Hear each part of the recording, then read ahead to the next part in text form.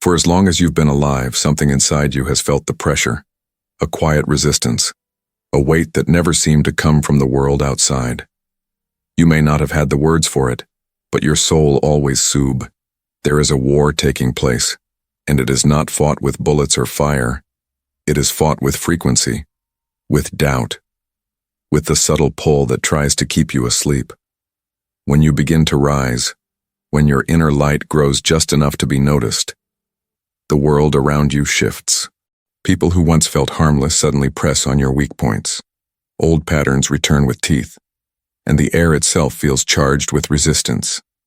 This was never coincidence. It was never just life, and it was never a punishment. The ancient Gnostics had a name for these pressures: Archons, the unseen forces that feed on confusion, fear, and spiritual sleep. Not demons hiding in shadows, but patterns, systems, influences that work through the unaware.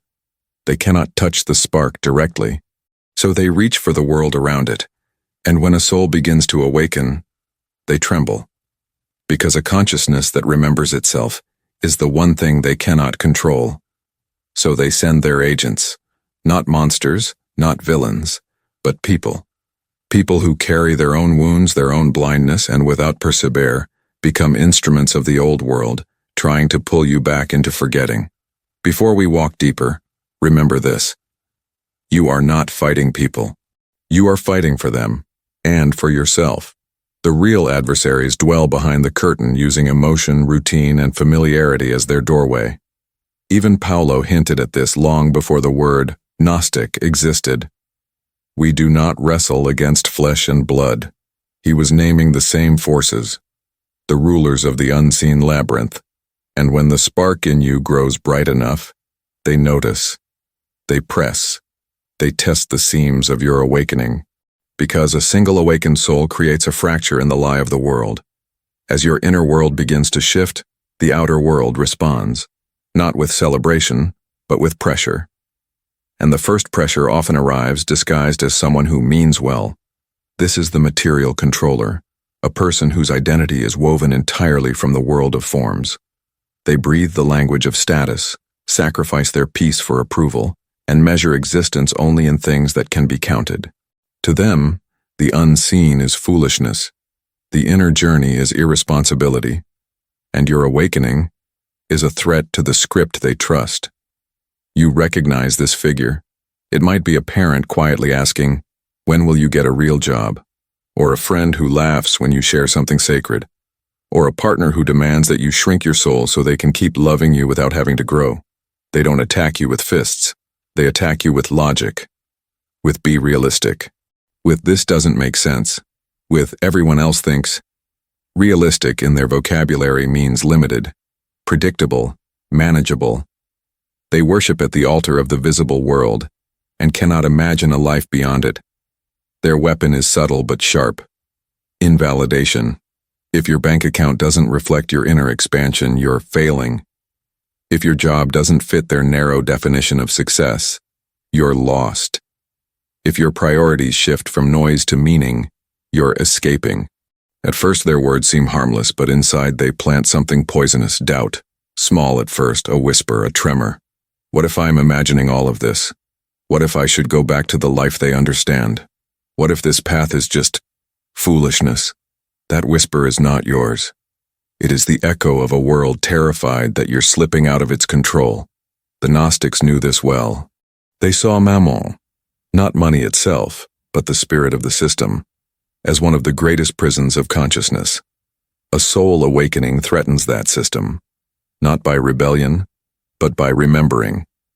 How do you recognize this agent? You speak of something sacred and they respond with irritation or mockery. You mention purpose and they change the subject. You take a step inward and they pressure you outward. And after each encounter you feel smaller, heavier, disconnected from the spark you are nurturing. It's not the person that drains you. It's the frequency they carry. You cannot convince them. You cannot save them. You cannot wake someone who is determined to sleep. The only wisdom is distance, quiet, respectful, but firm. Their path belongs to them. Yours no longer fits inside their world. There is a kind of darkness that doesn't roar. It drains. It doesn't come with anger or threats, but with need, with crisis, with the endless gravity of someone who cannot stand on their own feet and therefore leans all their weight onto you. This is the emotional vampire. Not a monster in the night, but a person whose inner fragmentation has become a hunger. Not a hunger for love, but for your energy, for your focus, for your light. Their storms always seem to arrive on the eve of your breakthroughs. Right when the spark inside you grows a little brighter, their shadow grows restless. A crisis appears. A meltdown. A sudden emergency that only you can solve. And at first you respond. Because you are compassionate. Because your heart is open. Because you know what pain feels like and you do not want others to drown in it. But slowly, quietly, without noticing, you become their battery, their anchor, their emotional infrastructure. Every step you try to take upward is met with a hand pulling you downward. Not out of malice, but out of dependency. They don't need solutions, they need your attention. Because attention is energy, and energy is nourishment for the parts of them that refuse to heal. The ancient teachers warned about this dynamic. They said that some battles are not fought with swords, but with emotional storms planted at the threshold of your next evolution. The emotional vampire operates through one strategy above all: chaos. Chaos that follows you like a shadow. Chaos that erupts just when you find peace. Chaos that whispers, "Your life can wait. This crisis cannot." But the crisis is never resolved. Because solving it would remove their access to your energy. You know this agent by the pattern. Every time you rise, they fall, and demand you catch them. Every time you create distance, they escalate.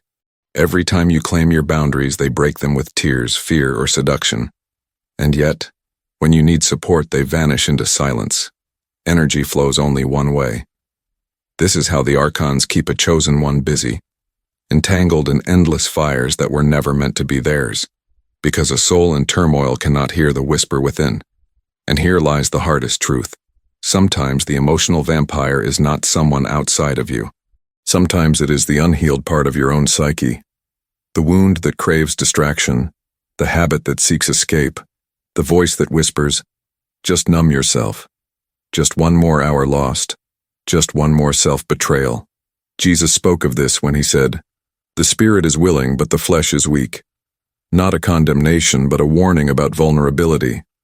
The point where the Archons enter. How do you recognize this agent? You feel exhausted without knowing why. You feel responsible for someone else's peace. You find yourself shrinking your life to manage their storms. Your growth threatens them. Your boundaries anger them. Your success destabilizes them. This is not love. This is consumption. And there is only one defense: radical boundaries, quiet clarity, distance without hatred. Love them from afar if you must. Wish them healing. But do not sacrifice your spark to keep someone else comfortable. Your mission was never meant to be an altar for another soul's unhealed wounds. Some forces do not oppose you from below, but from above. Not by pulling you into darkness, but by offering you a false light, a reflection instead of the sun, a voice instead of the truth within. This is the false guide, the most subtle of all archontic agents. Unlike the material controller, they are not asleep. Unlike the emotional vampire, they do not cling to your energy with chaos. They approach gently, with warmth, with understanding, with answers. They speak the language of seekers. They quote sacred texts. They weave mystery with confidence, and they appear precisely when your soul is most open. In the crisis, in the longing, in the night, where you would accept almost any hand reaching toward you. But their touch is not a bridge. It is a hook. A true guide points you inward. A false guide points you toward themselves. Their weapon is not force. It is dependence. They do not want you free. They want you orbiting them, feeding their identity, validating their authority, surrendering your inner compass. They create a subtle prison disguised as a sanctuary. You feel it not in their words, but in how you feel after them. Not expanded, but contracted. Not empowered, but unsure. Not closer to your inner voice, but afraid to trust it. The Gnostics warned of these beings more than anything else. They wrote that the Archons infiltrate the spiritual path itself, planting teachers who sound like saviors but function like wardens. They corrupt the teachings not by distorting the words, but by placing themselves in the center. They whisper, "You cannot reach the divine without me. You cannot understand without me. You will fall if you walk alone." And slowly, subtly, without noticing, you forget the one truth they fear the most. The source already speaks within you. No intermediary required. How do you recognize this agent? They discourage questions. They create subtle hierarchies. They claim access to exclusive truth. They isolate you from other voices. They demand loyalty, not understanding. And most telling of all, they resist your graduation. Because your autonomy is their extinction. A true guide disappears as you rise. A false guide panics. Their entire power dissolves the moment you trust your inner knowing more than their outer authority. Because the Gnosis, the direct connection to the infinite, cannot be owned, managed, or mediated. It can only be remembered. And no voice outside of you can ever replace the whisper inside. This is why the Archons fear your sovereignty. They know that a soul who trusts its own flame cannot be captured by borrowed light. Protection, in the Gnostic sense, is not a shield raised against an enemy. It is the return to a frequency where the enemy cannot breathe. You do not fight the Archons. You outgrow their reach. And the ancient ones taught that every awakened soul carries 3 layers of remembrance, 3 movements that bring you back into yourself when the world begins to press in. They are not spells, not rituals, not commandments. They are alignments. The first is anchoring in the source. The Archons can only touch you when you forget what you are, when you identify with the mind, with the emotion, with the trembling surface of the world. But when you sink beneath the noise and rest in the awareness that watches, the watcher of thoughts, the witness of breath, the quiet flame behind the eyes, you return to the part of you they were never able to touch. Sit for a moment. Close your eyes and feel the space behind the thinking, the stillness beneath the pulse, the presence that does not move even as your life shifts around it. This is the true self, the spark, the echo of the infinite, and nothing born of the lesser realms can reach what is already eternal. The second layer is the boundary of light. Most awakened souls suffer not from weakness, but from openness without direction. You feel everything. You absorb everything. You say yes because your heart is wide and your spirit remembers compassion. But compassion without boundaries becomes drainage, and drainage becomes silence of the spark. So the ancients visualized a sphere, not to harden the heart, but to give it shape. See yourself surrounded by a quiet golden light, 3 meters in all directions, soft as breath yet unbreakable as truth. A membrane of intention. What resonates with your highest good passes freely. What does not returns to wherever it came from without touching you. This is not imagination. It is permission. It is sovereignty. It is you choosing what enters your field. The third layer is frequency. The Archons are creatures of density, fear, chaos, contraction. They cannot survive in fields of peace, gratitude, or clarity. High frequency is not emotion. It is orientation. It is choosing the upward movement over and over again until it becomes your native state. Notice what lifts you, notice what dims you, and structure your life accordingly. Distance from what drains you is not cruelty. It is devotion to the mission, to the spark, to the reason you came here at all. Jesus demonstrated this in a desert where every temptation whispered, "Forget who you are."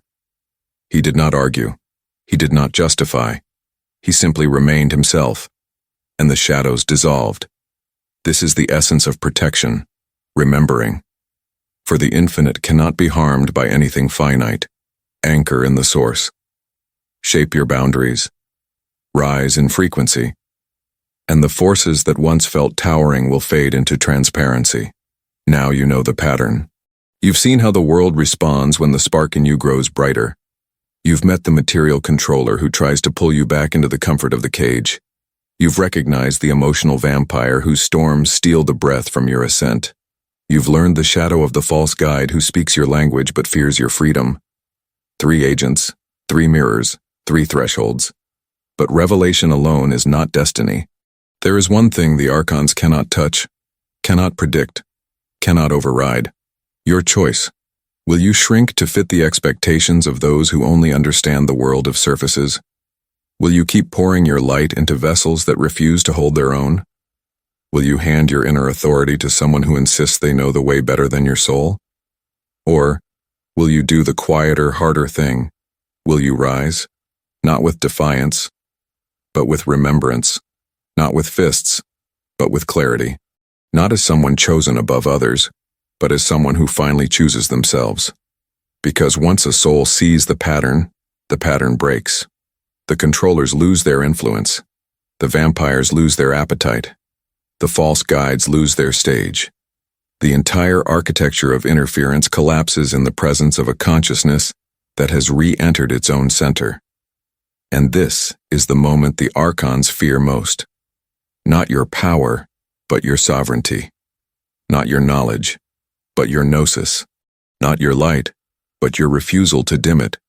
You were never meant to live small. You were never meant to stay asleep. You were never meant to bow to the noise of the world when the whisper of the infinite was planted inside you. So the question that remains is simple, but everything hangs on it. Will you keep hiding the spark to make others comfortable? Or will you become what you truly are? A carrier of the forgotten light, a sovereign flame, a soul who remembers, a presence the Archons cannot touch. The war continues, yes, but once you awaken, the outcome is no longer in question, because the infinite does not fall. And you, the part of you that is real, has always belonged to it. You are not here to survive the world. You are here to outgrow it.